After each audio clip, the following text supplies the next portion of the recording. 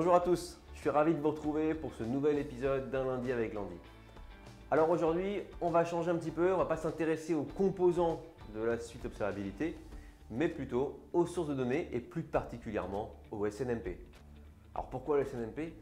Bien parce que chez tous nos clients, on finit par avoir la question, et pour mes anciens équipements qui restent et qui font que du SNMP, comment je peux faire pour récupérer les métriques?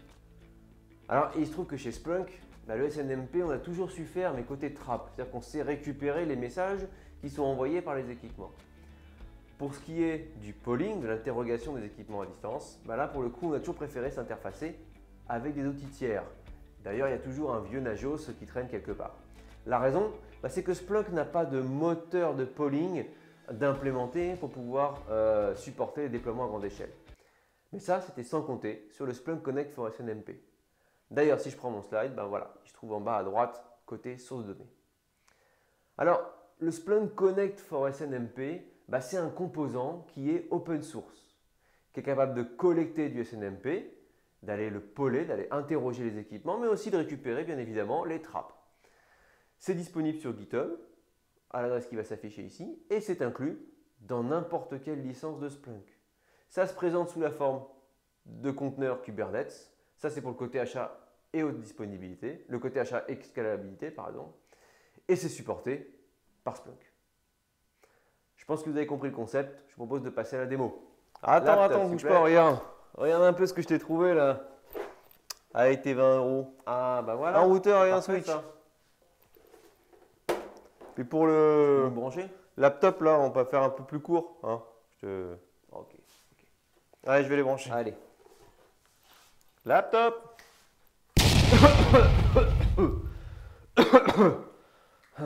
C'est pas gagné. Bon, me voilà sur mon interface Splunk, mais avant de vous montrer à quoi ressemblent les données SNMP dans Splunk, je vais vous montrer à quoi ressemble Splunk Connect for SNMP. Dans mon cas, c'est facile, c'est installé sur la même machine que le Splunk Core. Et donc, je vais juste m'y connecter, hop, et lancer un SSH pour vous montrer en appelant cette commande, hop, celle-ci, qu'on a plusieurs pods. Chaque pod a une fonction bien définie. On va avoir des pods qui écoutent les trappes SNMP envoyées par les systèmes. On va avoir l'ordonnanceur, on va avoir les systèmes pôleurs et on va avoir un pod qui s'occupe de la gestion des MIB. Et cet environnement Kubernetes, du coup, peut être clusterisé et on va ajouter plein de nodes de façon à avoir de la redondance et de la scalabilité. Maintenant, ça c'est comment ça tourne. Mais si je regarde un petit peu dans comment c'est configuré, je vais aller dans Splunk parce que dans Splunk, j'ai installé une petite appli que je vous recommande qui s'appelle Splunk Connect for, Config Explorer. Ce Config Explorer, lui, me permet d'éditer n'importe quel fichier de configuration. Et du coup, je vais éditer la config du Splunk Connect for SNMP puisqu'on est sur la même machine. Et donc ici, je vais dans Splunk Connect for SNMP. Je vais éditer mon fichier value.yaml. Qu'est-ce qu'on va faire avec ce fichier-là? On va décrire la config du passe-plat. C'est-à-dire, qu'est-ce que je vais chercher et où est-ce que je l'envoie? La config de où est-ce que je l'envoie, elle est ici. C'est du Splunk, une adresse IP, un protocole, un token HEC, un port 8088 par défaut. C'est tout. Et puis, où est-ce que je vais chercher la donnée? Eh bien, c'est ici. Les adresses de polling, l'inventory. Donc, on s'aperçoit qu'on a l'adresse IP, on a le port UDP, on a la version du SNMP que l'on va interroger. On va avoir le côté public, la communauté, pardon, et puis la fréquence d'interrogation. On pourrait faire plein de choses compliquées comme définir des policies, définir des profils avec des OID spécifiques à aller interroger plutôt que d'aller faire des SNMP walk et de remonter toutes les informations. Et puis du coup, comme il est en train de brancher le système, là, le Cisco, le routeur Cisco 2600, on va aller hop, copier cette ligne et rajouter notre futur routeur Cisco. Et l'IP, ce sera la 250. Voilà. J'enregistre mon fichier, toc, c'est terminé et il ne me reste plus qu'une chose à faire, voilà, c'est relancer mon Splunk Connect for SNMP avec la mise à jour de la config. Voilà, c'est tout bon. Maintenant, une fois que j'ai fait ça, je vais avoir des données qui vont commencer à remonter. Alors, peut-être pas encore du Cisco, je vais plutôt m'intéresser du coup à une machine que j'ai montée moi qui s'appelle OpenWRT. C'est une image d'un routeur virtuel en fait facile à implémenter qui répond à SNMP. Il y a deux choses dans SNMP. Il y a des données au format événement brut, événement texte, avec des informations sur le nom de l'asset, le nom des interfaces, l'état des interfaces, up, down et leur localisation. Et il y a des informations côté métrique. Moi, personnellement, je vais m'intéresser aux métriques. Parce que je voudrais que mon OpenWRT, je voudrais savoir quelle est la bande passante et les erreurs qui sont sur les interfaces. Donc je vais aller dans le Metric Explorer. Je vais avoir plein de métriques, de plein d'assets, mais je vais déjà faire un premier filtre sur l'index que je vais regarder. Splunk Connect for SNMP, il envoie dans un index spécifique de mon côté qui s'appelle NetMetric. On peut le changer bien sûr. Et je vais m'intéresser à une dimension qui va être l'hôte. Hop. Et l'hôte, ici, je vais spécifier l'adresse IP qui m'intéresse. On fait simple, hein. C'était la 100.10, mon OpenWRT. Et je fais Apply. Et je vois qu'ici, j'ai des données filtrées. Hop. Et je vais m'intéresser, alors il y a plein de choses hein, qui remontent en SNMP, mais moi je vais m'intéresser aux interfaces. Et je veux l'interface in error, voilà, in octet, et puis out error, et les octets de sortie. Donc 4 graphiques pour mon OpenWRT. Ici, je vois que tout ce qui va être trafic, hein, on ne va pas faire la moyenne, mais on va faire le moyenne rate. Moyenne rate, c'est la soustraction en fait, de la valeur actuelle moins la valeur d'avant pour pouvoir avoir la variation. Et donc, je fais ça pour les deux métriques, en l'occurrence, avec ces informations-là.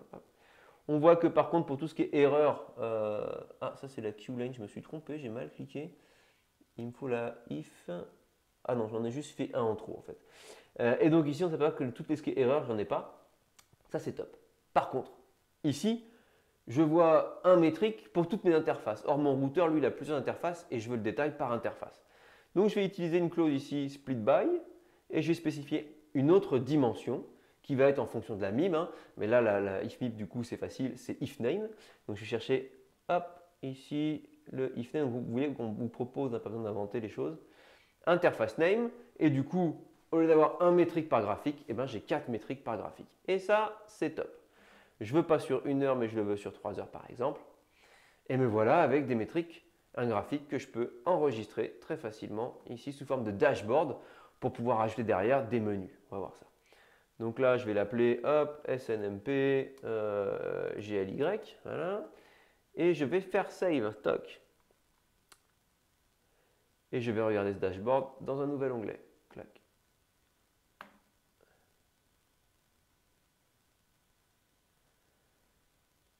Et voilà mon dashboard. Donc je vais pouvoir ajouter des menus ici pour améliorer mon dashboard. Et puis surtout, bah oui, si j'ai 200 assets à regarder, ça c'est pas très pratique. Donc je vais plutôt pouvoir faire ici, ajouter, je vais éditer mon dashboard, ajouter des inputs, ajouter une drop-down list, et effectivement pouvoir lister l'asset que je veux regarder, voire en sélectionner plusieurs, les comparer entre eux. Bref, du Splunk quoi. Maintenant, si je retourne un petit peu sur ces écrans, ces informations de métriques, je vais aller cette fois-ci investiguer côté à quoi ressemblent les événements texte. Donc pour ça, je vais aller dans Search ici, je vais taper dans un autre index, l'index d'event cette fois-ci.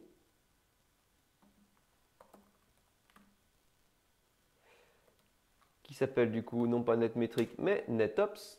Hop. On voit qu'on m'a déjà sorti des fields intéressants comme le system name, ça tombe très bien, le system location, system name, je vais spécifier ici. Ah, on a le Cisco qui remonte là ici. Moi, je vais aller chercher mon OpenWRT, clac. Et donc du coup, j'ai que les événements SNMP de ce OpenWRT et on s'aperçoit qu'on a des informations format JSON hein, qui remontent avec le système contact. C'est du très classique. Hein. Le type de routeur, c'est un Linux OpenWRT. La location, c'est dans le cloud, voilà, très bien. Et on va avoir plein d'infos comme ça en fonction des MIB que vous utilisez pour récupérer les informations de vos équipements. Donc voilà à quoi ressemble la donnée brute en fait. Et ensuite, on n'a plus qu'à faire un merge de cette donnée finalement texte avec les différents métriques. Et ce qui serait super, c'est de le faire dans IT Service Intelligence. Pour faire ça, je vais cette fois-ci aller voir dans ITSI, puisque moi j'ai un environnement où j'ai une partie legacy on-prem d'assets et une partie qui est dans le cloud, et j'ai justement un OpenWRT au milieu qui fait le routage entre les deux. Donc ce qui va m'intéresser, c'est de visualiser cette arborescence que vous connaissez bien puisqu'il s'agit de notre Buttercup Store ici. Toc. Donc j'ai du on-prem, du legacy et ici deux assets qui sont cloud. Et au milieu, et ben voilà, j'ai mon routeur. Et mon routeur, lui, il a plusieurs métriques, ces fameux métriques qu'on a vues dans le Metric Explorer, et qui sont splittées derrière par interface. Voilà un petit peu l'idée. Et très rapidement, on pourrait très bien tourner ça avec un petit dashboard de drill down qui me permettrait de visualiser plusieurs routeurs ou plusieurs autres informations mergées avec justement des informations d'interface, up-down, de protocoles particuliers. On pourrait faire plein de choses. Hop, oui, voilà, je vais sélectionner mon routeur ici, OpenWRT. Voilà, je vais retrouver mes 4 métriques. Et là, vous êtes dans Splunk Core et vous organisez ça comme vous voulez. Et typiquement, dans mon dashboard, je vois qu'il a remonté mon Cisco 2600. Alors, peut-être pas configuré comme il faut, voilà. Donc, j'ai plein d'interfaces, donc des interfaces BRI qui sont des ISDN, là, un peu anciens, et une interface Ethernet. Bon, voilà, c'est pas configuré, mais vous imaginez un petit peu l'idée. Construisez vos dashboards après, un peu comme ça après.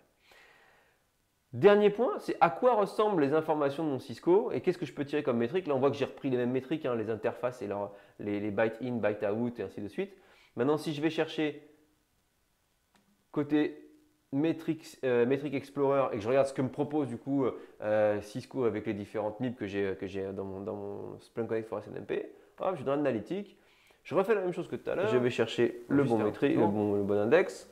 Et cette fois-ci, pour l'hôte, je vais spécifier un autre hôte ou même pas. On va aller voir directement, on va browser comme ça.